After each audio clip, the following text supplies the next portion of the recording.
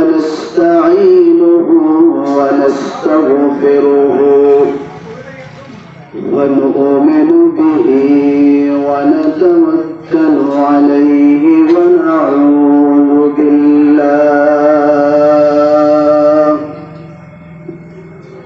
ونعوذ بالله من شرور أنفسنا ومن سيئات أعمالنا ونعوذ بالله من شرور أنفسنا ومن سيئات أعمالنا من يهده الله فلا مضل له ومن يضلله فلا هادي له ونشهد أن لا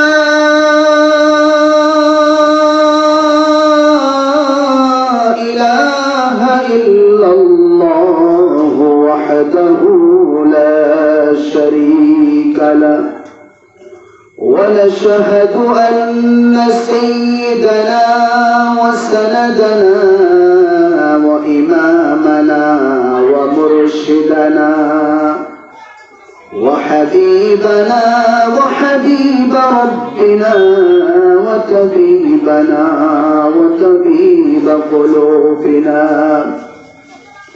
ومولانا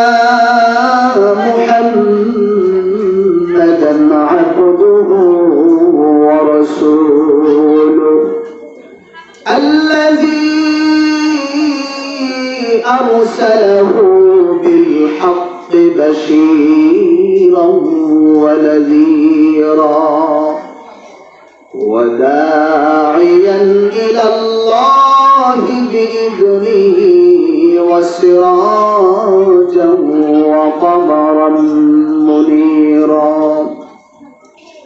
أما بعد فقد قال الله تبارك وتعالى في كلامه الفرقان أعوذ بالله من الشيطان الرجيم بسم الله الرحمن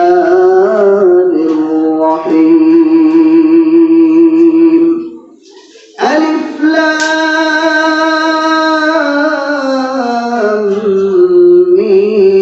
ميم ذلك الكتاب لا ريب فيه هدى للمتقين وقال الله تبارك وتعالى إنا نحن نزلنا الذكر وإنا له لحافظون وقال الله تبارك وتعالى هذا بيان للناس وهدى وموعظة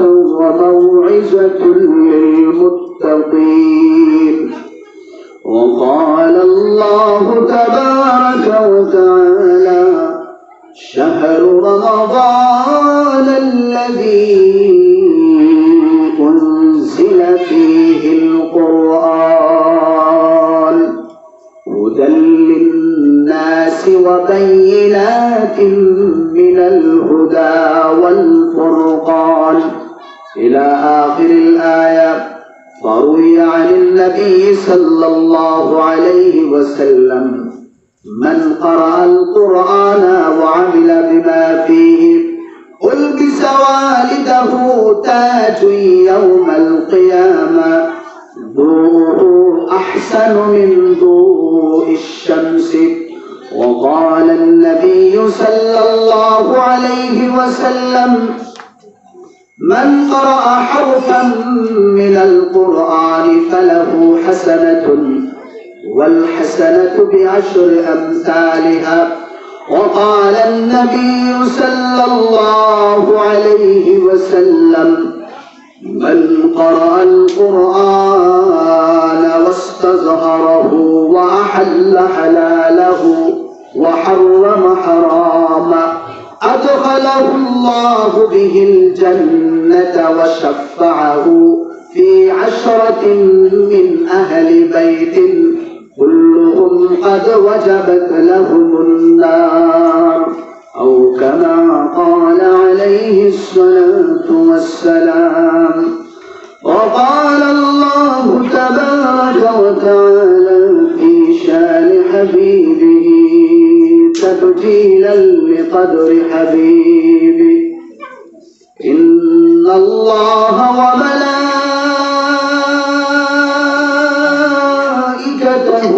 يصلون على النبي يا أيها الذين آمنوا صلوا عليه وسلموا تسليما. اللهم صل على سيدنا ومولانا محمد وعلى آله وأصحابه وسلم. صلى الله على سيدنا ومولانا محمد وعلى آله وأصحابه وسلم. صلى الله على سيدنا ومولانا محمد وعلى آله وأصحابه وسلم. بلغ العلا بكماله كشف الدجى بجماله حسنت جميع خصاله صلوا عليه وآله. عربের করে মুক্কার করে আবার পাশে জন্ম নিলেন মুদের নবী দুজাহান। বালাগাল উলা বিকামালিহি কাশাফাত তুজা বিজামালিহি حسنت جميع خصاله صلوا عليه وآله. जिसके नाम की बरकत से जिसके नाम की शान पे ये महफिल रंगे है वो नाम तो मेरे हबीब मुस्तफा का है। बलगल उला बिकमालिही कशफत तुजा बिजमालिही हसनत जमीउ खिसालिही सल्लू अलैहि व आलिही। ला इलाहा इल्लल्लाह ला इलाहा इल्लल्लाह।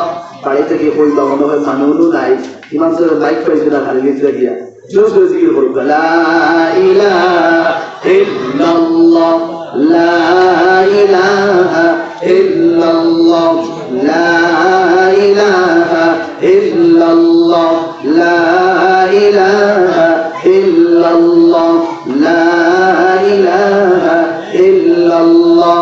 الحمد لمن قدر خيرا وقبالا الحمد لمن قدر خيرا وقبالا والشكر لمن صور حسنا وجمالا والشكر لمن صور حسنا وجمالا.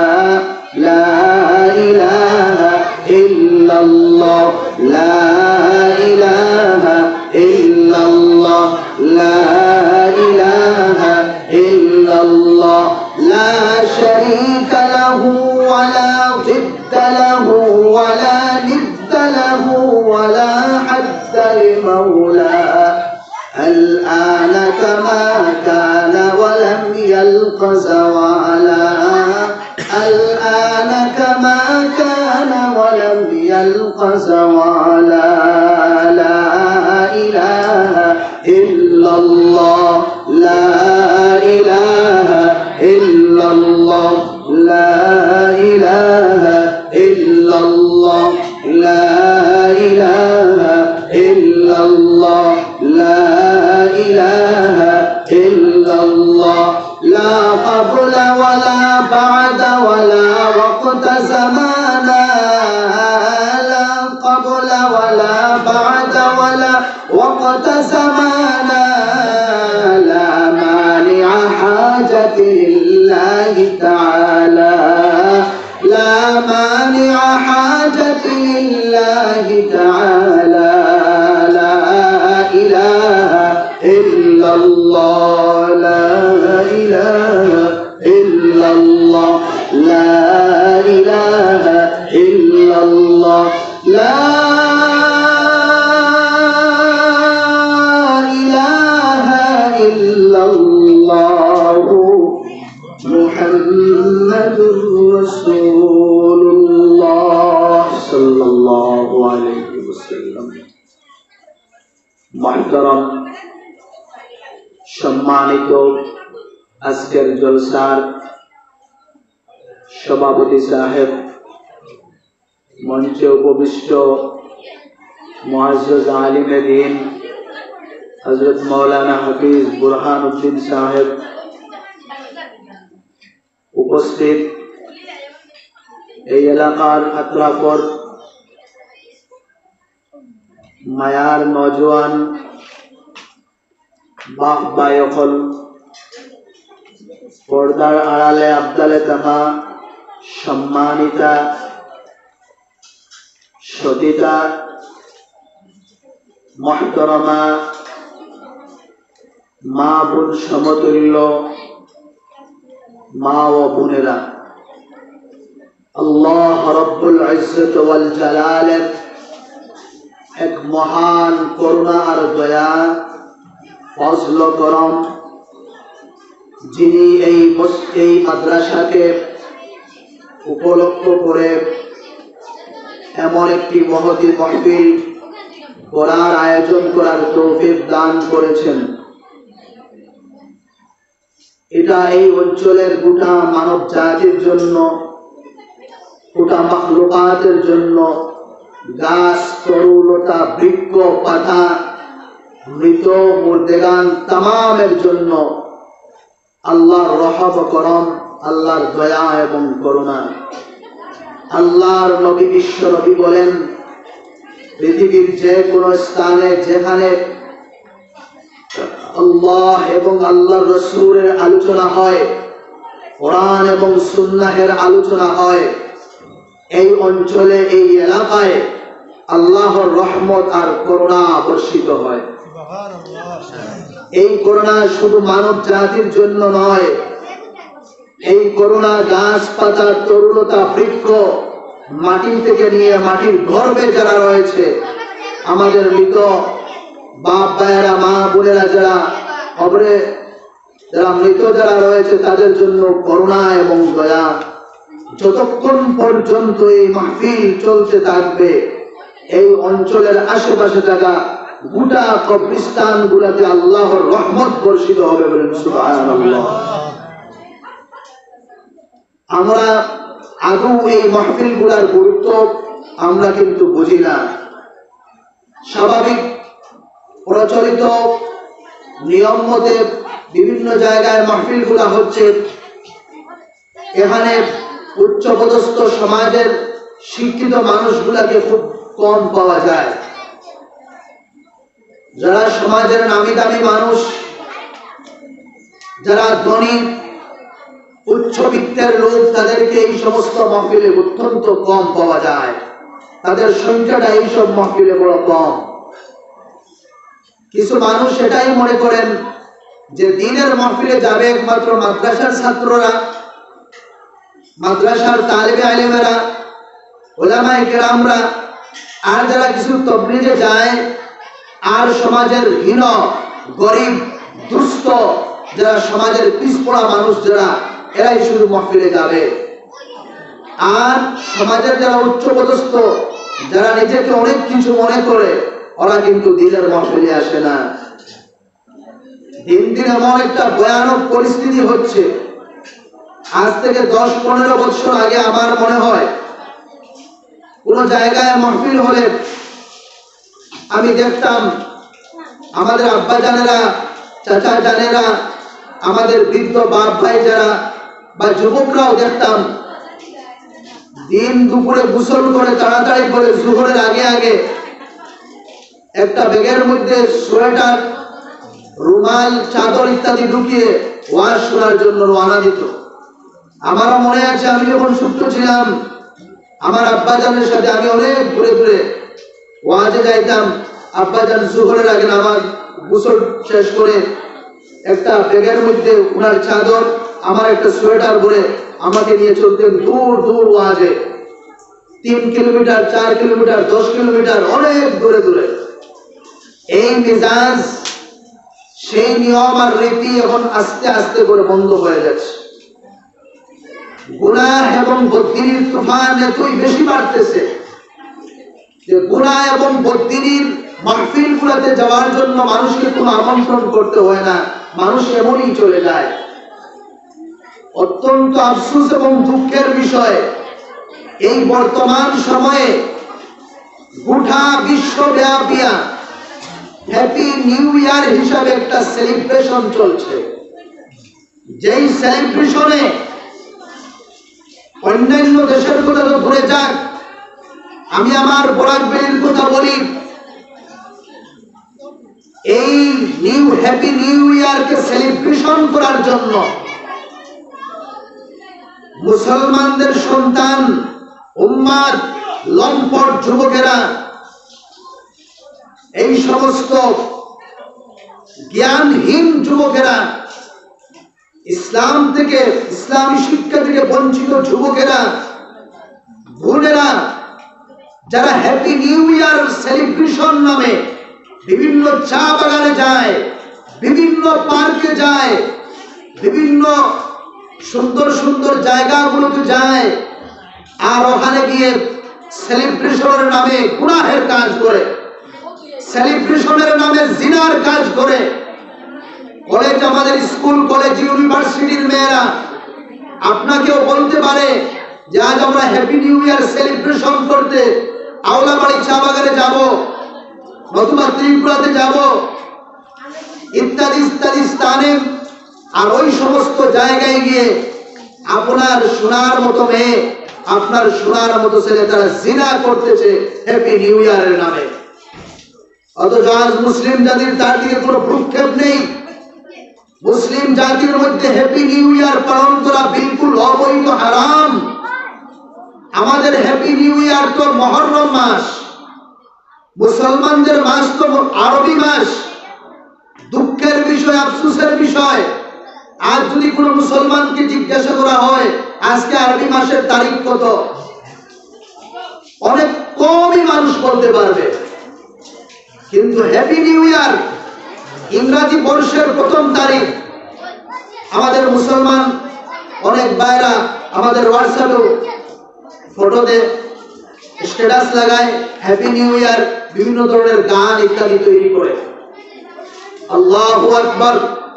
আমাদের আজ মুসলিম যুবকেরা, মা বোনেরা ইসলামী শিক্ষা থেকে, ইসলামিক কৃষ্টি সংস্কৃতি ঐতিহ্য থেকে এতই বঞ্চিত হচ্ছে যা ধীরে ধীরে ওই সমস্ত ইহুদ আর নাসারাদের কৃষ্টি সংস্কৃতির করাল গ্রাসে নিমজ্জিত হয়ে ইসলামী রীতি আর নীতিগুলা সব প্রায় বিলুপ্তির পথে।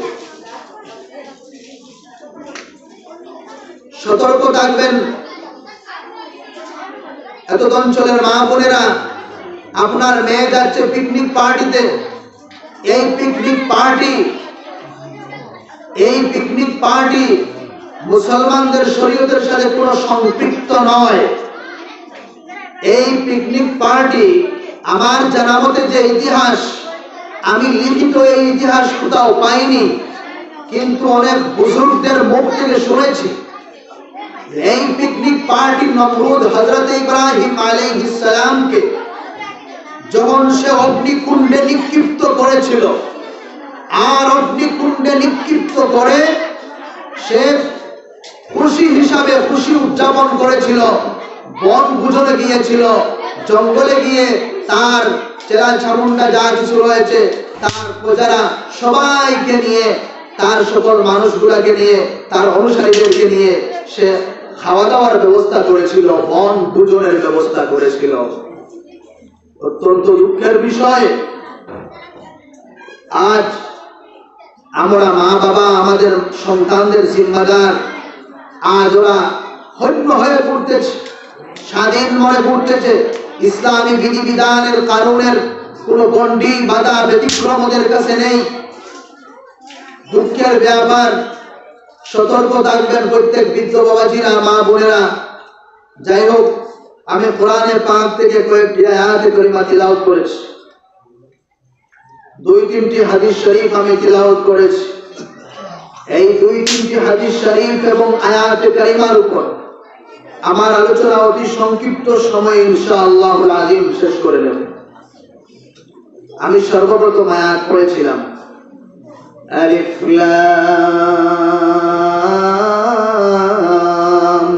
মিম যালিকাল কিতাবু লা রাইবা ফীহি হুদাল লিল মুত্তাকিন। আল্লাহ রাব্বুল আলামিন কোরআনে কারীমের সূরা বাকারার সর্বপ্রথম আয়াতে আল্লাহ রাব্বুল আলামিন কোরআন সম্পর্কে বলতেছে। এই কোরআনের পরিচয় কি? আলিফ লাম মিম। এই আয়াতের অর্থ আল্লাহ সুবহানাহু ওয়া তাআলাই বেশি জানেন। যালিকাল কিতাব, আল্লাহ পাক বলতেছেন ইহা এমন একটি কিতাব, লা রাইবা ফীহি, যে কিতাবের মধ্যে কোনো সন্দেহ নেই। এটা মানব রচিত, কোন মানুষ দ্বারা তৈরি, মানুষের দ্বারা সম্ভব এমন কোন কিতাব নয়। এটা একমাত্র বিশ্ব ব্রহ্মাণ্ডের মালিক, মহান সৃষ্টিকর্তা আল্লাহ রাব্বুল ইজ্জত ওয়াল জালালের তৈরি। যালিকাল কিতাব লা রাইবা ফীহি, ওই কিতাবের মধ্যে কোনো ধরনের সন্দেহের অবকাশ নাই। হুদাল লিল মুত্তাকিন, যারা আল্লাহকে ভয় করে, আল্লাহর প্রতি যাদের অনুভূতি রয়েছে, পরিচয় রয়েছে, যারা আল্লাহর মহানতা সম্পর্কে, আল্লাহর বুজুর্গি সম্পর্কে যারা জানে, ওদের জন্য এই কিতাব হুদাল লিল মুত্তাকিন, পথ প্রদর্শক।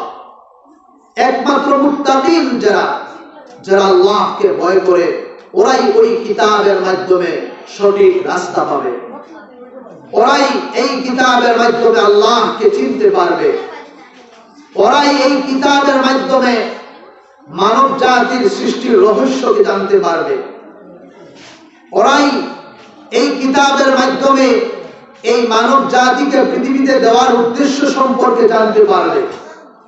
আর ওরাই জানতে পারবে এই মানব জাতি যখন পৃথিবী থেকে, দুনিয়া যখন ধ্বংসপ্রাপ্ত হয়ে যাবে, তার পরবর্তীতে কি হবে, কেমন করে চললে আমরা কোথায় যেতে পারবো, আমাদের শেষ ঠিকানাটা কেমন হবে, সমস্ত জ্ঞান মানুষেরা ওই কোরআন থেকে পাবে।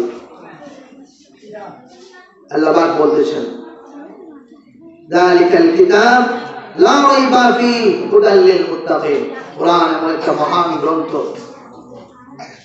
যা মুহাম্মদ সাল্লাল্লাহু আলাইহি ওয়াসাল্লামের সৃষ্টিও নয়, যার কোন নবীদেরও সৃষ্টি নয়,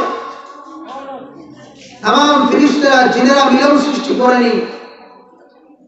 এই কোরআন এবং এক বিশাল গ্রন্থ, বিশাল মুআজিজাত, যাহা আমাদের নবী বিশ্ব নবী মুহাম্মদ সাল্লাল্লাহু আলাইহি ওয়াসাল্লামের উপর মুআজিজা হিসাবে এই কোরআনকে নাযিল করা হয়েছে। तमाम নবীরা তাদের নিজস্ব মুআজিজাগুলোকে নিয়ে চলে গিয়েছিল। নবীরা পৃথিবী থেকে বিদায় নিয়েছে, তাদের মুআজিজাগুলো বিলুপ্ত হয়ে গিয়েছে। বিশ্বনবী মুহাম্মদ রাসূলুল্লাহ সাল্লাল্লাহু আলাইহি ওয়াসাল্লামের এই বিশাল মুআজিজা, সবচেয়ে বড় মুআজিজা কোরআন, যে কোরআন বিদায় হয়নি, কিয়ামত পর্যন্ত এই মানব জাতির জন্য হেদায়েতের পথপ্রদর্শক হিসাবে, মানুষের কল্যাণকামী হিসাবে মানুষের কল্যাণের জন্য এই কোরআন অক্ষত থাকবে ইনশাআল্লাহুল আযীম। আল্লাহ পাক এই কোরআন অক্ষত রাখবেন।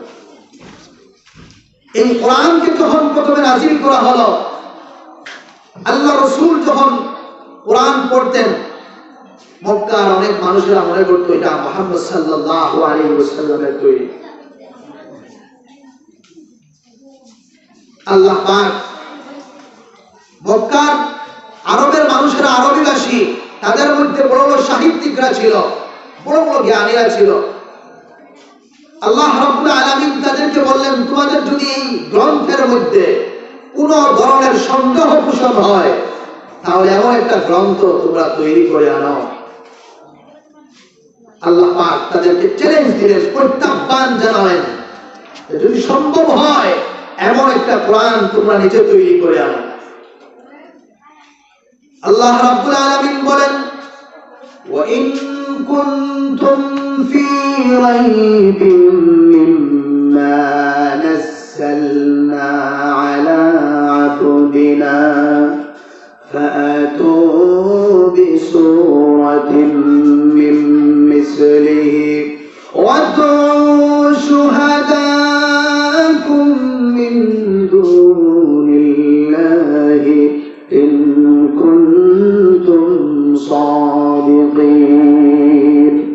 এই আয়াতের ভিতরে আল্লাহ রাব্বুল আলামিন উঠা মক্কার সাহিত্যিকদের কাছে প্রত্যাহ্বান জানালেন, বললেন, ও মক্কার সাহিত্যিকরা, আরবি ভাষীরা, আরবি বিদগ্ধ পণ্ডিতেরা, আমার কোরআনের ভিতরে, আমার এই গ্রন্থের ভিতরে যদি তোমাদের কারো কোনো সন্দেহ হয়ে থাকে, ওয়াইন কুনতুম ফি রাইবিন মিম্মা নাযালনা আলা আবদিনা, যে গ্রন্থকে আমি আমার হাবিবের উপর, আমার নবীর উপর আমি নাযিল করেছি, অবতীর্ণ করেছি, ফাতু বিসূরাতিন মিন মিসলিহি, সম্ভব হলে ওই কোরআনের মুফাসসিররা বলেন মিন মিসলিহি বলতে কোরআনে কারীমের মধ্যে ছোট্ট থেকে ছোট্ট সূরা আল্লাহ পাক প্রত্যাহ্বান জানালেন, সূরা কাউসারের মতো যদি একটা সূরা তোমরা বানাতে পারো তাহলে তোমরা নিয়ে আসো। আল্লাহ রাব্বুল আলামিন যখন মক্কার মধ্যে মক্কার আরবি ভাষী সাহিত্যিকদের দাপট ছিল, মক্কার আরবি ভাষী সাহিত্যিকদের উপর গোটা আরবের কোন সাহিত্যিকদের দাপট ছিল না, প্রভাব ছিল না, তখন আল্লাহ রাব্বুল আলামিন তাদেরকে চ্যালেঞ্জ জানালেন, প্রত্যাহ্বান জানালেন।